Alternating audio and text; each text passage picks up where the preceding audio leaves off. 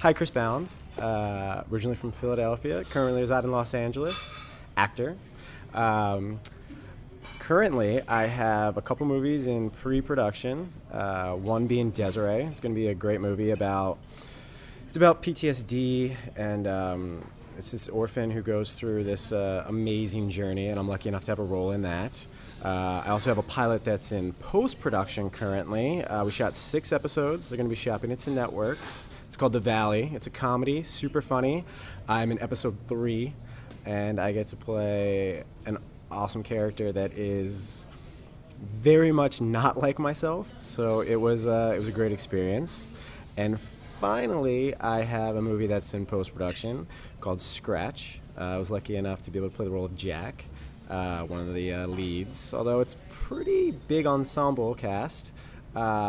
Super cool horror film, POV style, just a lot of cool shots, cool action, and some really awesome characters. I thought he was really interesting. I thought he was really complex in the fact that he is in charge, but not. He he likes to think he's in charge, and he tries to be in charge, but because of the other characters that he's butting heads with, or the circumstances of the equipment they're dealing with, or location, or whatever it may be, at no point in time is he as in charge as he would like to be. So that was really fun to play and portray on screen. Early call times, but when is it not an early call time, right? Wouldn't it be a film if there weren't early call times? I think the way that we had to shoot the POV and deliver our lines, and kind of have, you, the wonderful director and DP, kind of, have to take the place of the character, and kind of, get behind you and say our lines, and and then opposite, being opposite, speaking to that character that you're portraying now, and having to not look at you and not look at the character, but really focus on where the lens was. It's a very technical thing, and a lot of people don't know this about acting, but there's lots of technical weird stuff that happens. You might have to deliver a line to somebody's ear, and it might be very heartfelt, and you're really just talking to their ear, but you really have to bring it. And there was a lot of that on this picture because of the style in which, you shot it.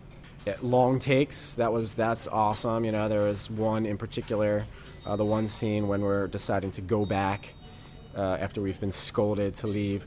That was a fairly long scene, and I had quite a bit of dialogue, and there were no cuts because it's POV, it's real life, it's happening. So that was also a really fun day, and really fun to see everybody, all the characters and all the other castmates really bring it, because everybody had a lot of words. Danielle had a lot of words to say, a lot of action happening.